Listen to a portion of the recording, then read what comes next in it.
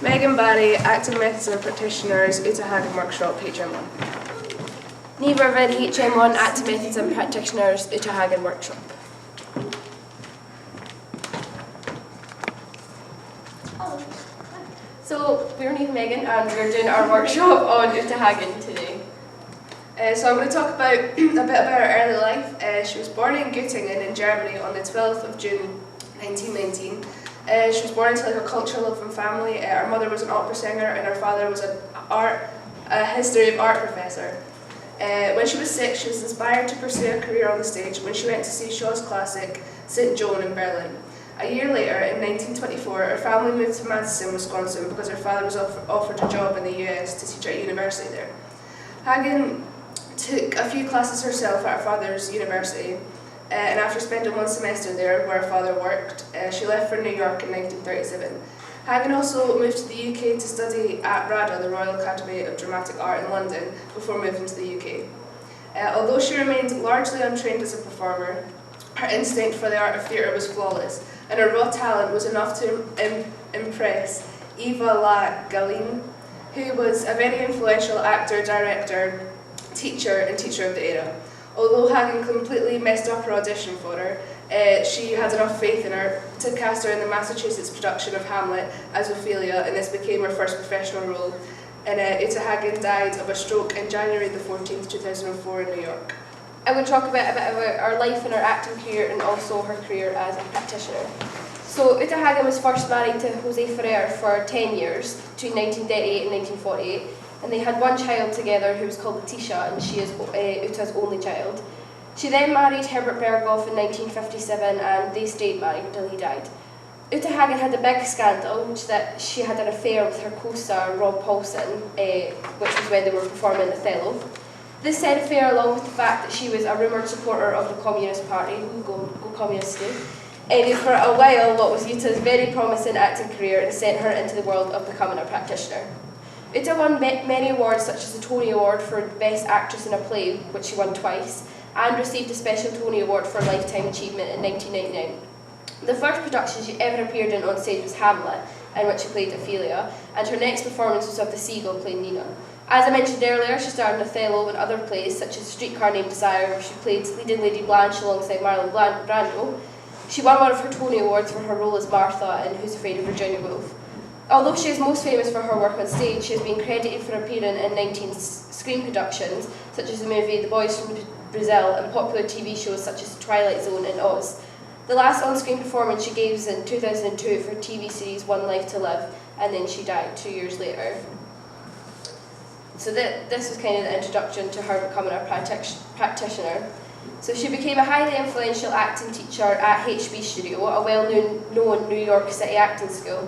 This is where she met her second husband, the HB standing for Herbert Berghoff, because he was the co-founder of the school. And after he died, she became the chairperson.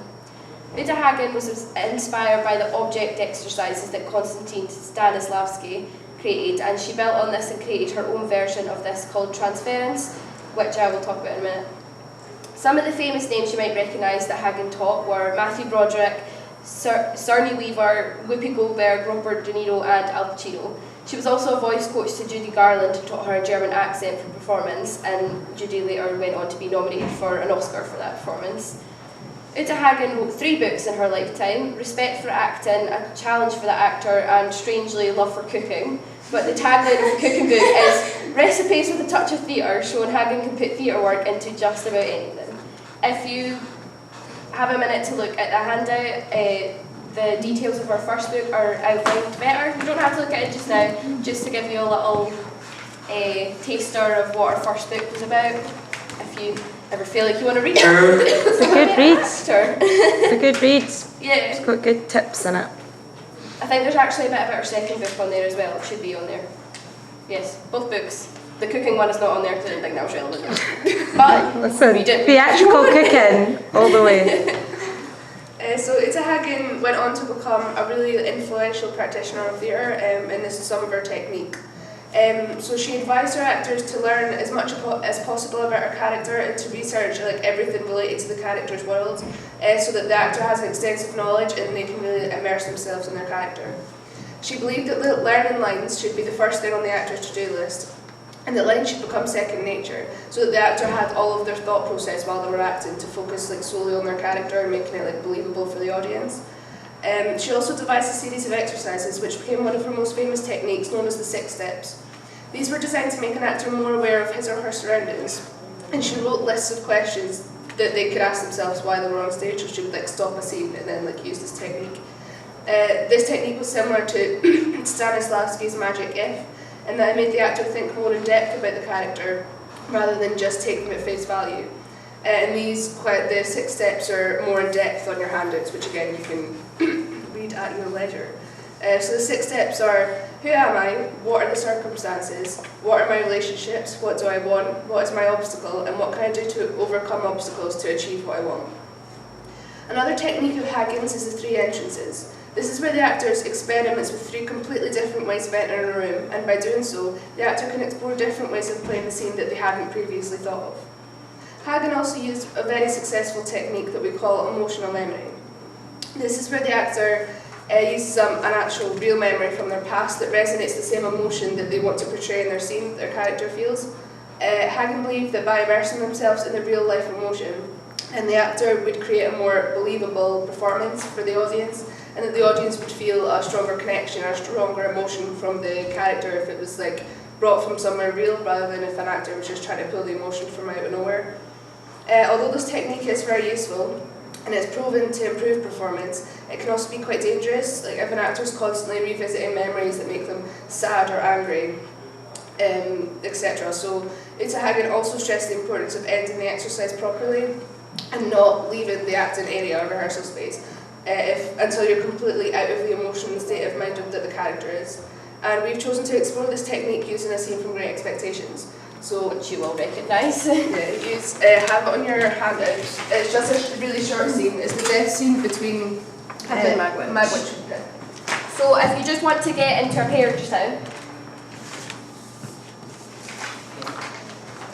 So what we're going to do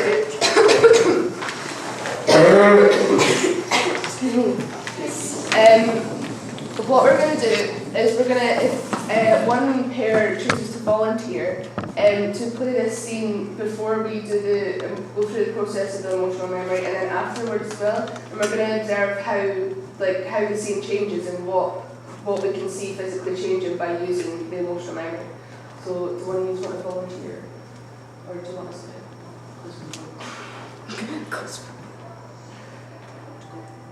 3, 2, 1, go! Use. So if you want to just read off the script, you probably will have one. Yeah, but if you just want to It's just a really short scene. do it as it comes. I will read all one.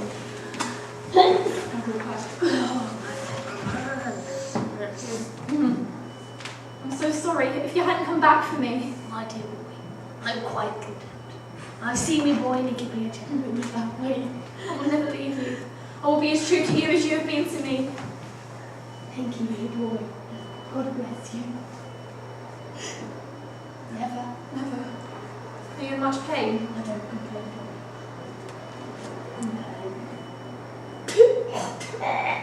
No! But there's something I have to tell you. Magwitch, that child you once... The child you once had, the child you loved and lost. She lived. She lived and found powerful friends. She's a lady and very beautiful, and I loved her.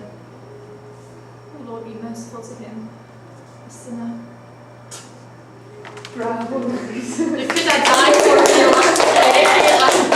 That's the kind of scene when you're doing that, it's a bit like laughing, giggly, so that's something we're hoping to completely eradicate after this exercise. So, if you would all separate and just get into your own space in the room and face away from everyone. Also, when you're doing the scene, like in a minute when you are all doing it, it's more like hit. How is it going to say? So if you want to like swap about and stuff, you can. Yeah. If you want to like both try. So Finley and Shotto, if you like separate like individually. Yeah, not yet. So Shotto, if you say like there, like facing over. Yeah, just kind of ignoring each other. 'Cause the script isn't important at this point. So, you are all familiar with this exercise, but we are going to go through it again. So, if you'd all like to close your eyes. just totally clear your mind, focus on nothing else. Now this is a really sad scene about loss, so we want you to delve into a memory in your mind, which is, or an emotion, but emotions are usually attached to memories. So if you can try and find that emotion that is either connected to sadness or grief. And like desperation. Yeah. If the memory is too much for you, just pull yourself out of it and find one that's maybe lesser so, but it will still get you to that point in the performance of the sadness. But your mental health is the most important thing here, so yes. So I'm going to give you like 30 seconds just to think about that. Really go through the whole process Like of what the you memory. felt, what you smelled, who was there, what you saw. How, most importantly, how sad it made you feel.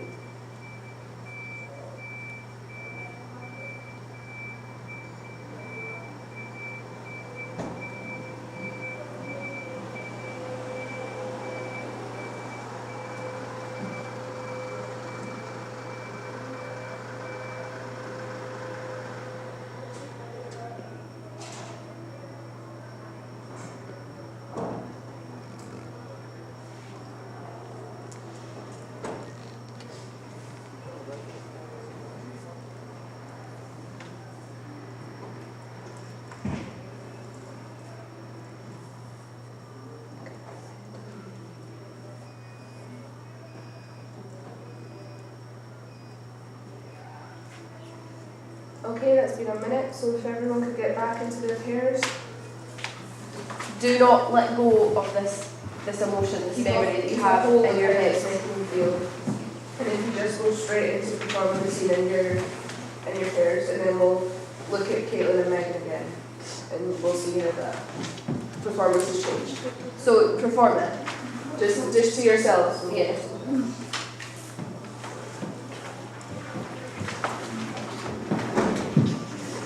And keep a hold of that memory. How You're not happy right now. I'm so sorry. You can't come back from me.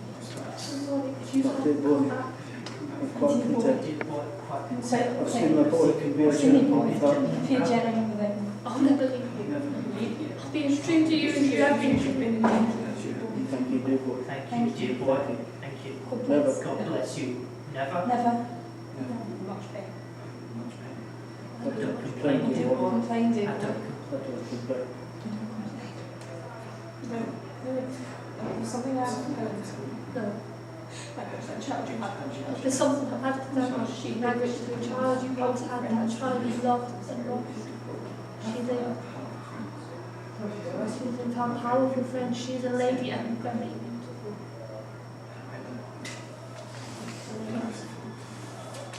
Lord, be merciful to me. She said. Everyone done? Yeah? If you all just want to, like, are you okay to perform it again? Just for us all, just so we can compare.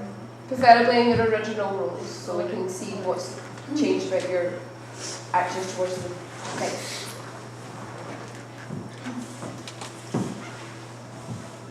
Keep a hold of that horrible memory. Try. I'm so sorry if you hadn't come back for me. My dear boy, I'm quite content. I've seen Boyd, he can be a gentleman without me.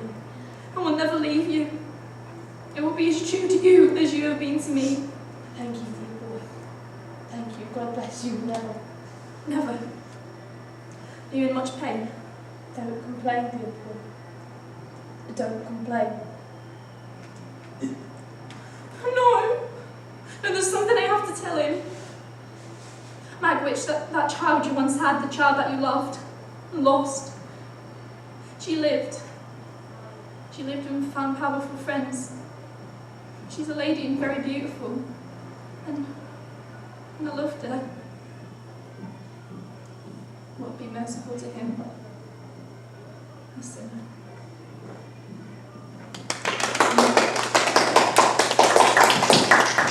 So would anyone like to pick out specific things that they've seen that were different? Because I definitely laugh. I found it, well yeah, I've seen a few. It was like that sadness that Megan had at losing him was much more, it was heightened. It was more real. You can feel it. Yeah. I don't know if you just had a sore throat or whatever, but I heard like your That was totally horrible. I heard something like you're crackling down at one point, so I was assuming it's just the exercise being great. And I also noticed Caitlin kind of went into like a more solemn kind of place before. She was kind of giggly and doing this deep voice. She like was having fun with it. But then once you go into this place in your mind and you just attach this memory to your whole performance, to this whole emotion that you're supposed to be feeling in the scene, it completely changes it and makes it much, much more realistic. As an audience, you can totally like feel the emotion rather than just seeing the actors on stage acting. It makes such a difference. So if you want to face a wall again, that would be really good. If you could think of, because it's important to bring yourself out of that sad state, if you could think of a time in your life where you were really happy, like the happiest you've ever been in your life, a time where you were just totally filled with joy, everything was amazing, and just go to that place.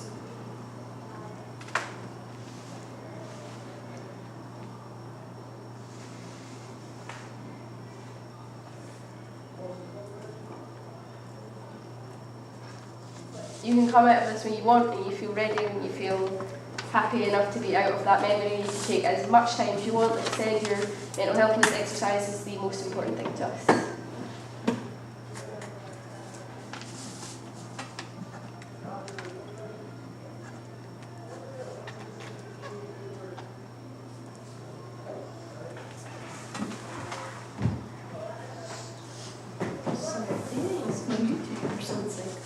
Everyone happy? Always. Yeah. I want to see those smiles! Hope you enjoyed learning about Uta Hagen. Yay. Okay, you guys all want to come together? Have we got any questions for the ladies about their research or anything that you wanted to ask about the techniques that they looked at? Personally, what technique do you find works best for you? The 6 steps of emotional memory? Emotional memory. I think emotional memory. I think the 6 steps, I think it should kind of work for everyone as an actor because it literally like forces you to say like, who am I, what am I doing? Like she wanted you to go like, oh I'll say as you will read on your sheets, she wanted you to go like as in depth as like where am I, what room am I in, what's in the room, how close am I to everything in the room. Like she wanted you to go into such detail, but like personally I think emotional memory, because you're physically like forcing yourself to go back to that state. And she always done the 6 steps in the middle of a scene, like Megan mentioned earlier. She always stops the scene and makes you go into this place. So really you get more detail from the 6 steps about your character, which does help your performance. Yeah, they're really but different. With the emotional memory, getting the correct emotion for a performance is really difficult, whereas just answering where you are, whatever you're doing, it might take some time, but like you can always answer it, but you can't always tap into that emotion. So I think emotional memory is a good technique. One helps the other. So Yeah, if you do like the 6 steps, for example, and you get to know your character more, like when I was doing Great Expectations, like for me it was learning more about that character, and then you're able to think about how they would How they react, feel. because you Yeah, know so much they're about them, really you feel like you are them anyway. It's good doing So both it's like together. their memories Yeah. is what gives you that. Yeah, you have to find that link between yourselves. Yeah. That's how it works. Anything else? Did you write any plays? Or Uh, was it just books? No, she didn't. She performed in a lot, in a couple of books, but she never wrote any plays. So are a lot of her like methods the same as Stanislavski? She took a lot, She yeah. pretty much What she did. adapted all his ideas. Like I said, like he had his Stanislavski stuff, and she morphed it into transitioning, which is taking a character and transitioning it into yourself. Yeah. So morphing the two together to basically become one. And like I said, the magic hip is really like similar to 6 steps. Like magic hip is obviously like what if this happened, which is forcing you to think about how a character would like react to different situations and stuff like that. And that's basically what it's getting to the I think she kind of essentially like modernised a lot of the stuff, because a lot of Stanislavski stuff was maybe a bit outdated, so I think she just made it fresh for like her, how she wanted to teach people, how she thought it was best for them to learn. But yeah, Stanislavski is completely our biggest inspiration, I suppose. Thank you. You're welcome. What about how they ran the workshop? Did you like how they did it? Was there anything that stood out about it that you liked, didn't like? You learned something from it? enjoyed being sad. Did it work? Did it work? Like bringing like the happy. Do you know what I mean? The happy memory after it. Very Did that- sad.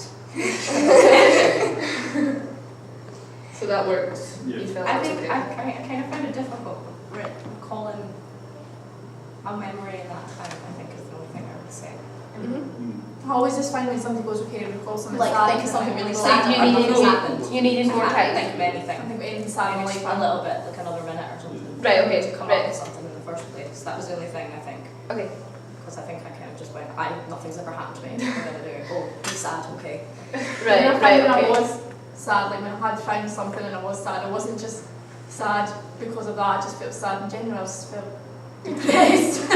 That's kind of the point. Yeah, I know. It's You're right, they can. I think it helped doing that, doing the happy bit. Yeah, It helps to bring you back. If you That's nice do to- like need more time, like we would be happy to like sit with you after class if it was bad.